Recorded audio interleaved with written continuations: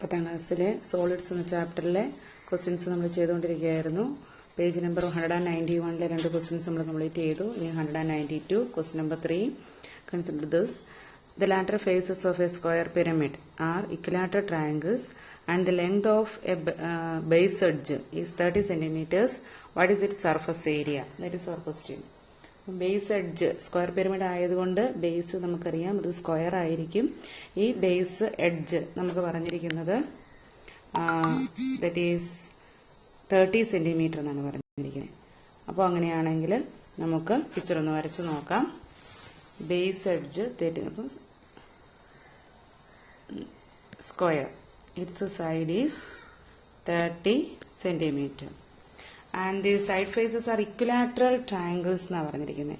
Equilateral triangles, equilateral triangle ആണ് എങ്കിൽ അതിന്റെ സൈഡ്സ് എല്ലാം ഈക്വൽ ആണ്. അപ്പോൾ നമ്മൾ ചെയ്യുന്നത് നമ്മുടെ സ്ക്വയറിനോട് ചേർത്ത്, സ്ക്വയർ പിരമിഡ് എന്ന് പറയുമ്പോൾ സ്ക്വയറിനോട് ചേർന്നാണ് നമ്മുടെ ഇക്വിലാറ്ററൽ ട്രയാങ്കിൾസ് വന്നിരിക്കുന്നത്. അതനുസരിച്ച് ഇക്വിലാറ്ററൽ ട്രയാങ്കിളിന്റെ സൈഡും സ്ക്വയറിന്റെ സൈഡും സെയിം ആണ്. അപ്പോൾ ഇത് 30 സെന്റിമീറ്റർ ആയിരിക്കും. അതനുസരിച്ച് നമുക്കറിയാം ഇക്വിലാറ്ററൽ ട്രയാങ്കിളിന്റെ സൈഡ് 30 സെന്റിമീറ്റർ ആണ്. അങ്ങനെയെങ്കിൽ നമുക്ക് വേണ്ടത് സർഫസ് ഏരിയ ആണ് കണ്ടുപിടിക്കേണ്ടത്. അപ്പം ബേസ് എഡ്ജ് ഉണ്ട്, സ്ക്വയറിന്റെ ഏരിയ കണ്ടുപിടിക്കാം, ട്രയാങ്കിളിന്റെ ഏരിയ കണ്ടുപിടിക്കാം. നമുക്ക് ആൻസറിലേക്ക് വരാം.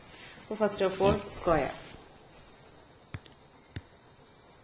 Base is a square. So side equal to 30 centimetre. So its area, base area or area of base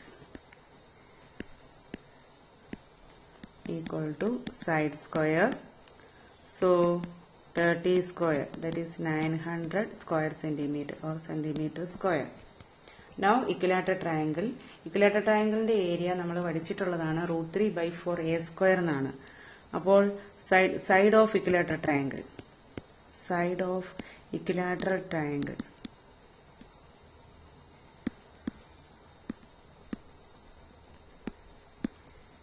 equal to 30 centimeter. So its area equation is √3/4 into a square. A is 30. എന്ന് പറയുന്നത് ട്രയാങ്കിളിന്റെ side ആയിട്ട് എടുത്താൽ √3/4 into 30 square. 30 square is 900. So this is 900 into √3. √3 is നമുക്ക് അങ്ങനെ തന്നെ കൊടുത്താലും മതി. √3 1.73 എന്നുള്ള വാല്യൂ കൊടുക്കാം /4. അപ്പോൾ ഏരിയ ഓഫ് 1 ഇക്വിലാറ്ററൽ ട്രയാങ്കിൾ ആണ് 900 √3/4 നമുക്ക് കിട്ടിയിരിക്കുന്നത്. So lateral surface area, that means area of all the 4 equilateral triangles. Lateral surface area is equal to 4 into area of triangle, area of the equilateral triangle. So that is equal to 4 into 900 √3/4. 4 and 4 get cancelled. So the answer is 900 √3 centimeter square എന്ന് കിട്ടും.